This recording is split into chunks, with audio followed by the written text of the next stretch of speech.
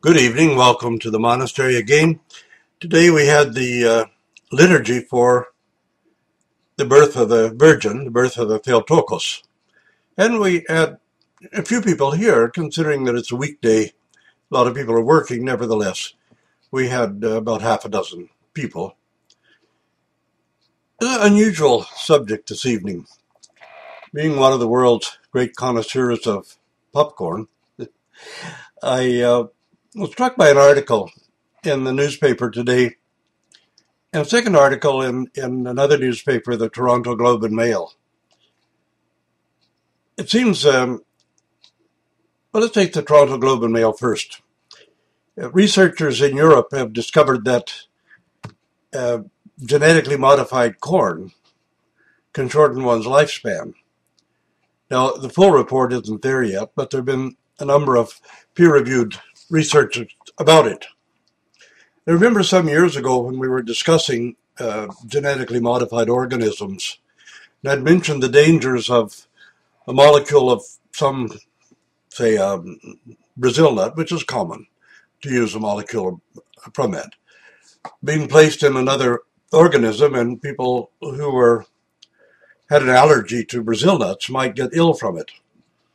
And there was a young fellow who had his bachelor's in science who assured me that it didn't make any difference. A molecule, after all, was only a molecule, and it didn't really have any identity of its own.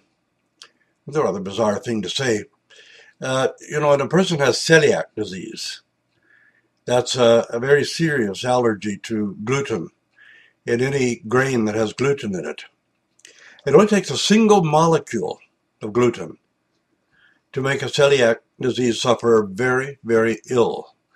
You can't serve them dinner on a plate where a piece of bread has even been placed and the plate hasn't yet been scrubbed, because a single molecule can make them extremely ill.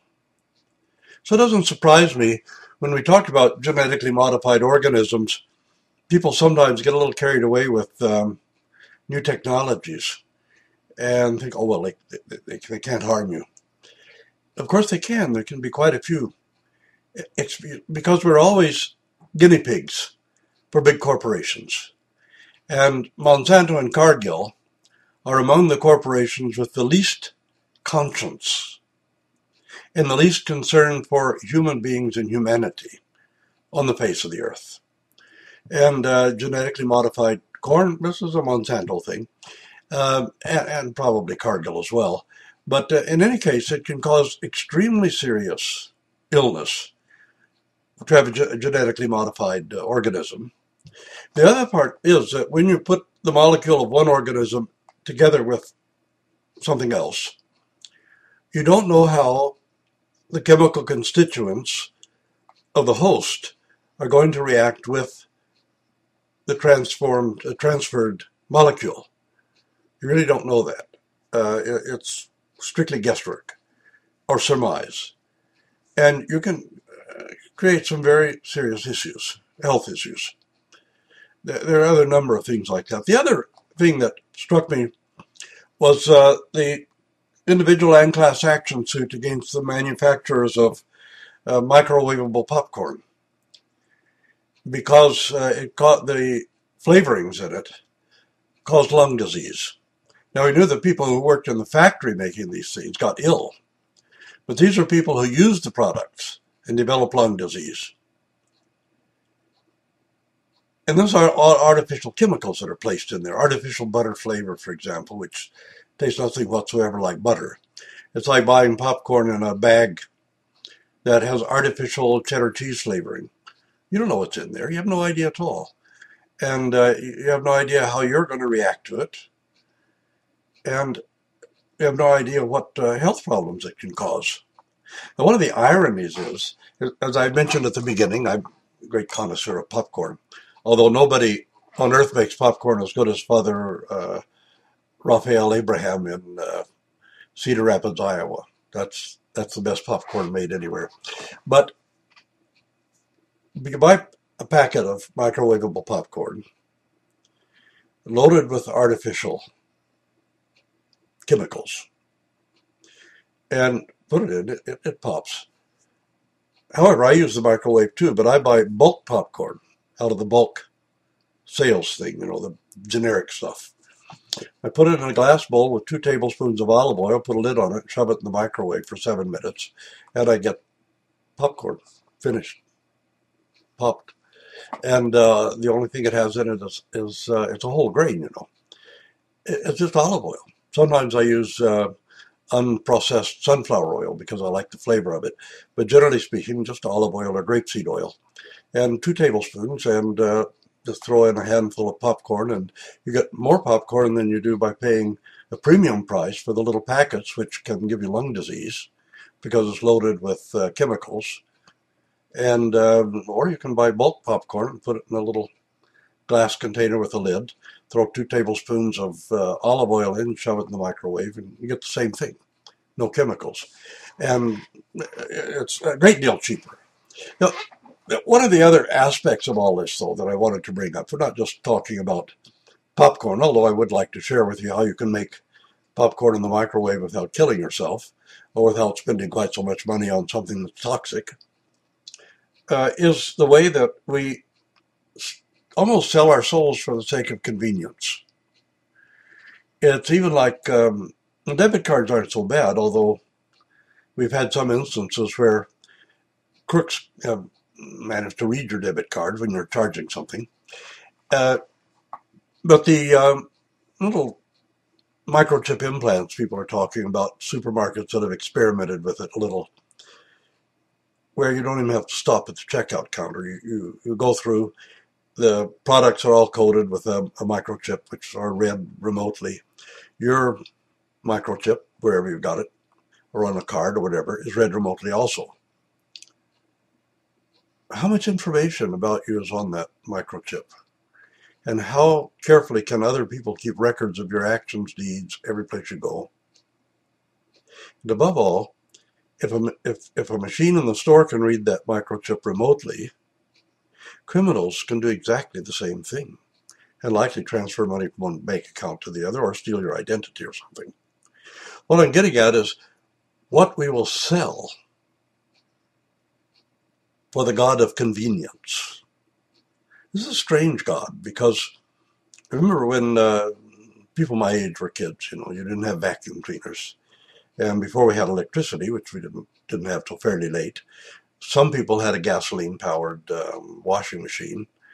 We had to chop wood, and we heated with wood and cooked with wood too for a while, and all of these things. And we still had time to live and to do things. But the more conveniences we get, the less time we have. The less time we have for our friends, the less time we have for neighbors, the less time we have in general. We have all these things, but we've been robbed of time for some reason. And we keep trying to get this time back. So we go for anything that seems to be convenient. And we'll spend a lot of money for some kind of convenience, whether it's some magic machine that'll chop right tomatoes that you see, on the telly, and or some contraption that you see, or microchips where you can waltz through the checkout stand, spread information about yourself all over Kingdom Come, run the risk of having your bank account emptied by somebody walking nearby who's developed a device that will also read your microchip from a distance. So we'll sell our souls for convenience.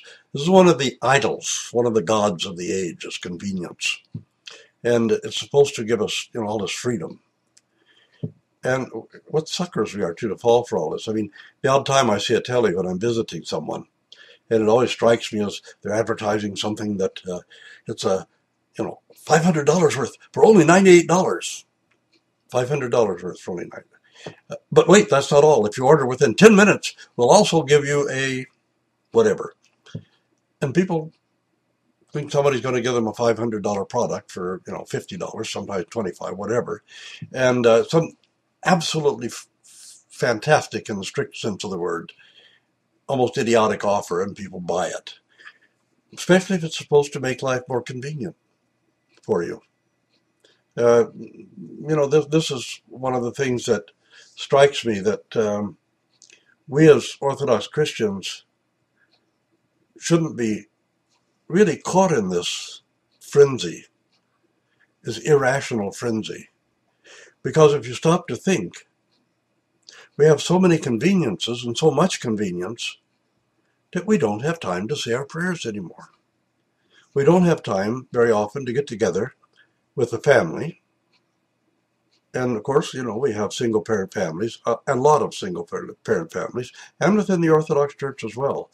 But we don't have time to get together and say our prayers. When's the last time, any of your parents out there watching, God knows I hope somebody's watching, when's the last time you read a story to your children or discussed anything spiritual with them, or just said prayers together? You have your icon corner in the main room of the house, right? All of you do that? Yeah. And to just make the sign of the cross and say the Our Father together. Anything. No. We have so many conveniences that we don't have time for that anymore. See, the delusion of convenience. Convenience is the idol, the idolatry. But behind every idolatry, there's a delusion that leads people to worship it. And the delusion behind the God of convenience is that it gives us more time to spend with our families, to spend with our friends. Well, maybe to text or to check out our friends on Facebook, but not to spend time with them. The God of convenience is very destructive, and it's something we should be very, very cautious about, constantly trying to find more and more conveniences and end up with less and less actual time, quality time, especially quality time with friends, with family, and no time to say our prayers because we have so many conveniences. Just think about it for a little while. And think about what a fantasy, what a fraud this deity is, this idol of convenience. How much is like Satan, it promises so much and gives so little. And actually, it costs us money and it robs us of our time. So just think about it a little bit and try the popcorn in the glass dish with 2 tablespoons of olive oil. And remember, it's cheaper and it won't give you lung disease the way the little packaged popcorn is with the artificial flavors and stuff in it. And if you can, avoid genetically modified organisms because, when they started putting lead in gasoline, when was it, the 30s, I believe, a lot of the so-called health food nuts were opposed to it. They said it's going to do a lot of damage putting lead in the gasoline. Okay, now we had to take the lead out of the gasoline because it's been poisoning people's minds and rotting their brains for several decades, causing all kinds of health problems. The point is, of course, everything that is created artificially is artificial. And it's not necessarily good. It's not always bad either, but it's not necessarily good. When we had rubber during the war, we had to create artificial rubber because, of course, the rubber plantations were mostly in areas occupied by the Japanese or under fire from the Japanese. And we invented plastics, and then we went to polyethylenes. And then we found out that there are chemicals in many of the plastics that disrupt the hormone balances and levels in people and create all kinds of health problems. So take too much for granted in this world. But plastics are convenient. All these things are convenient. Well, okay, the God of convenience has a deadly side to it. So we ought to think about these things. If anything that robs us of any time whatsoever to say our prayers, to come together as a family, even just to make the sign of the cross together in the morning before kids go to school, at night before they go to bed, to say, Lord, have mercy, or something, some kind of prayer. Very often there's no time for it because convenience has robbed us of the time. So I just think about it prayerfully a little bit and, avoid artificial flavors in your popcorn. It destroys the flavor of the popcorn, which is so good all by itself. Anyway, take care and God bless you all.